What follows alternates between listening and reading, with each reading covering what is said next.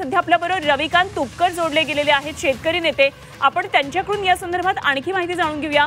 रविकांतजी, ओला दुष्काळ जाहीर का होत नाही, शेतकरी प्रश्न विचारतात आणि सरकार याबाबत ठोस भूमिका का घेत नाहीये? काय नेमक्या अडचणी असाव्यात सरकारच्या? सरकारच्या अडचणी काहीच नाहीये. सरकारला शेतकऱ्यांना सरकार गृहीत धरत आहे आणि शेतकऱ्यांना मारायचं सरकारने ठरवलेलं आहे. त्यांना वाटते की शेतकऱ्यांची एकजूट नाही म्हणून शेतकरी आमचं काही वाकडं करू शकत नाही, या आविर्भावात सरकार वागतंय.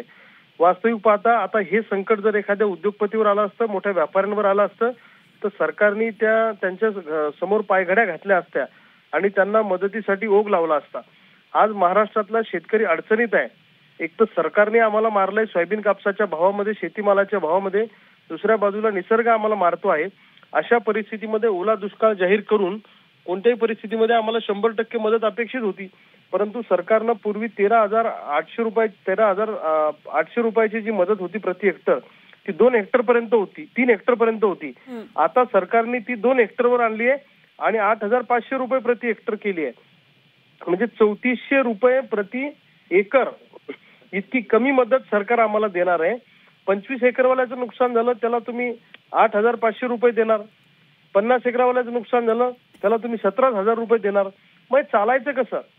मुळामध्ये शेतकऱ्यांच्या तोंडाला पानं पुसण्याचं काम कालच्या कॅबिनेटमध्ये त्या ठिकाणी झालेलं आहे आणि यांनी नुकसानीचा आकडा कमी केलेला आहे. म्हणजे पीक विम्याच्या बाबतीत सुद्धा 4 ट्रिगर होते, 3च ट्रिगर ठेवलेले आहेत. 65 मिलीमीटरची पावसाची अट ठेवलेली आहे. पर्जन्यमापक यंत्र 20 गावां मिळून एका ठिकाणी असतं, त्याच्यावर पाऊस पडला तरच त्या मंडळात पाऊस पडतो, अशा पद्धतीने दाखवलं जातं. आता इथं पाऊस गाववाईज पडतो, या गावात पडतो, त्या गावात पडत नाही, अशी परिस्थिती आहे.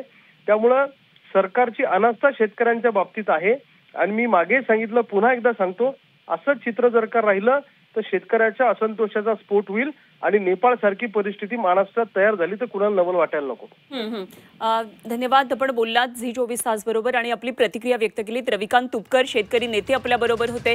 तर शेतकऱ्याला मारण्याचं हे सगळं धोरण असल्याचं त्यांनी टीका केलेली आहे. ओला दुष्काळ जाहीर कधी होणार असा खरं तर एक महत्त्वाचा प्रश्न विचारला जातोय. सरकार पॅकेज जाहीर करत आहे, शेतकऱ्यांना मदत दिली जाईल यासाठी मोठ्या आकड्यांची घोषणा करत आहे. मात्र तरी देखील ओला दुष्काळ जाहीर केला तर शेतकऱ्याला निश्चितच खूप मोठं बळ मिळू शकेल, पूर्ण कर्जमाफी व्हावी अशी सुद्धा शेतकऱ्यांचं म्हणणं आहे. तेव्हा या सगळ्या बाबतीमध्ये आता कशा पद्धतीने सरकार पुढे विचार करणार हे बघणं खूप महत्त्वाचं ठरणार आहे. स्वतः मुख्यमंत्री आता शेतकऱ्याच्या बांधावर आलेले आहेत आणि त्यांच्या पाहणी दौऱ्याला सुरुवात झालेली आहे. सोलापूर जिल्ह्याचा आधी ते दौरा करणार आहेत. सोलापूर जिल्ह्याला देखील मोठा फटका या महापुराचा बसलेला आहे.